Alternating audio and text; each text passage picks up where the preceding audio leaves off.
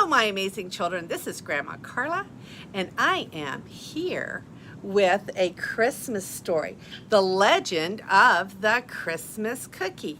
And I am actually in my library reading to a bunch of students right now. So hopefully they will keep themselves quiet and listen to the story. In the distance, Jack heard the lonely cry of a train whistle.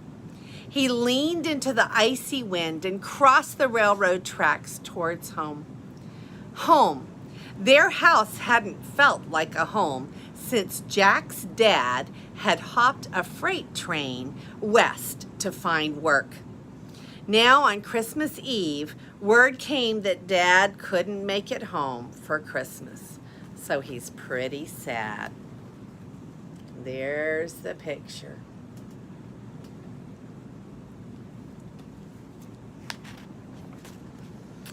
As Jack stepped inside, the heavenly scent of sweetbread and licorice wafted from the kitchen. Cookies! But it couldn't be. Mom put every penny Dad sent home straight into the cookie jar. There hadn't been a single cookie in that jar for over a year. So they probably weren't very well off, right? With Dad having to go west to get work. I mean, it looks like a nice house, doesn't it? It doesn't look like they're dirt poor, but they probably just don't have any money for the little extras like cookies. Jack, Mom called. She was in the kitchen, stirring something in the giant bowl. You're really making cookies? Jack still couldn't believe it. His mother smiled weakly. Therefore, the needy at church. Jack tried to hide his disappointment. He'd been feeling pretty needy himself lately.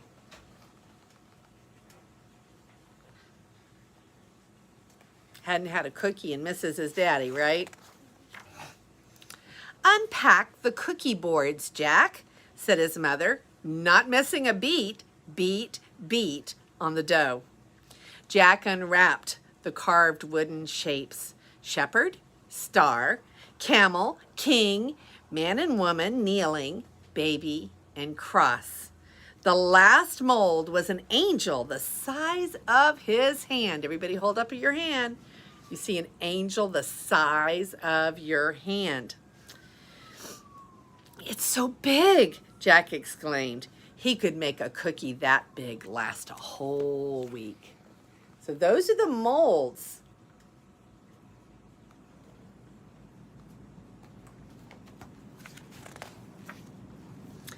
Jack's mother helped him roll the dough into a smooth oval. It was hard work. Why are we going to so much trouble to make Christmas cookies people are just going to eat anyway? Jack asked. His mom picked up the big angel mold and dusted it with flour. Maybe it's time you heard why people first started making Christmas cookies.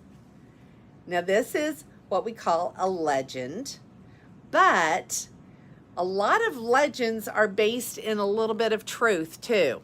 And this one is also, and I'll read you the history behind it at the end, okay? Jack watched as his mother pressed the angel board into the dough. The story goes back hundreds of years, she began, back to the Middle Ages.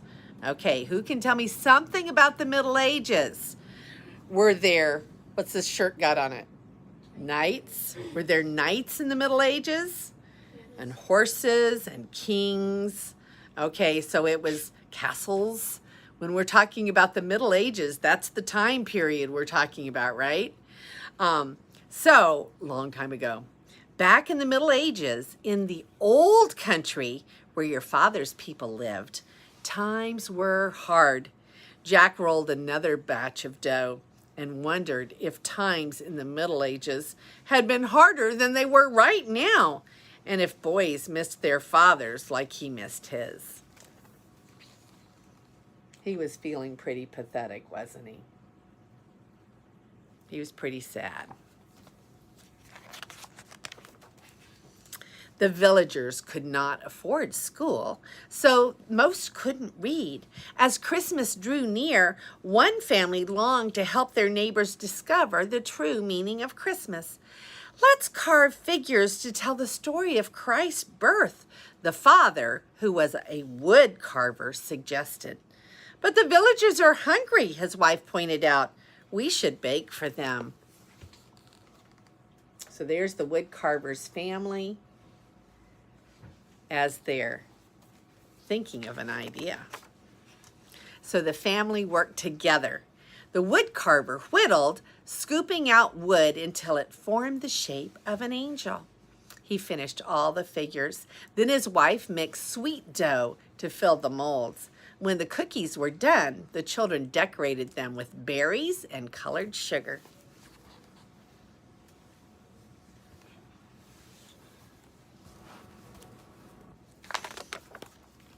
On Christmas Eve, the wood carver's family carried the cookies to the village. Soon a crowd gathered. As his daughter held up the angel cookie, the wood carver began. "Long ago, an angel like this one brought us the most wonderful news. Today, in the town of David, a Savior has been born to you. He is Christ the Lord." They recounted the whole story of Jesus' life as they handed out cookies to the amazed listeners. Ever since that night, generations have passed down the art of making Christmas cookies and of telling the story of the true meaning of Christmas. So there's the wood carver's family passing out the cookies and telling the story. At the Christmas Eve service, Jack thought of the wood carver's family when the pastor read that same passage from Luke, the angel's announcement to the shepherds. As Jack stood to sing, "Hark the herald angels sing," his gaze fell on the stained glass window. All of the figures were there: the star, the shepherd, Mary, Joseph, and baby Jesus, and above them was the angel. The window told the whole story, just like the Christmas cookies. You think maybe he was a little bit more attentive to things around him? He'd probably seen that stained glass window many, many times, but now he was really thinking about it, wasn't he? What did Christmas really mean? That night, Jack dreamed of giant Christmas cookies. When he awoke, his mother was waiting. "Merry Christmas, Jack." She handed him the big angel cookie. Now remember, things were hard. That big angel cookie may have been all that he got for Christmas, right? Things were tough right then. "For me?" Jack hugged his mother. But before he could take even one bite, there was a knock at the door. Jack froze. His mother raced past him to answer the door. It would be just like his dad to surprise them and show up for Christmas morning. Do you think it's his dad?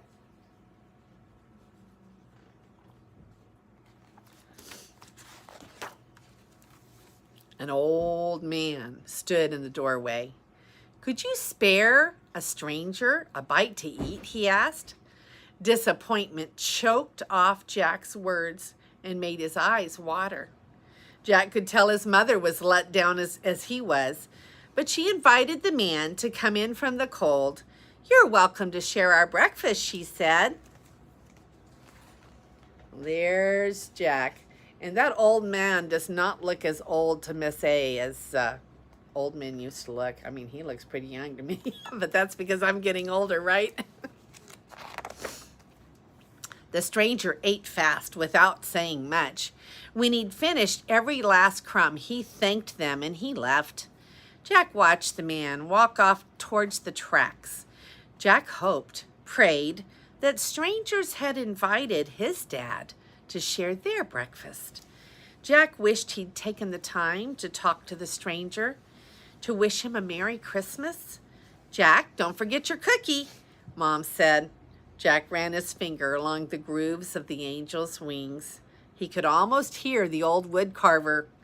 "That's it," he exclaimed. See the man walking away down the tracks, down towards the railroad tracks, right? Jack tore out the house and ran to catch up with the stranger. "What's this?" asked the stranger, taking the cookie that Jack offered him. "It's yours," Jack explained, "and there's a story that goes with it." Then right there, beside the railroad tracks under a gray sky that promised more snow, Jack began. "Long ago, an angel like this one brought us the most wonderful news. Today, in the town of David, a Savior has been born to you. He is Christ the Lord."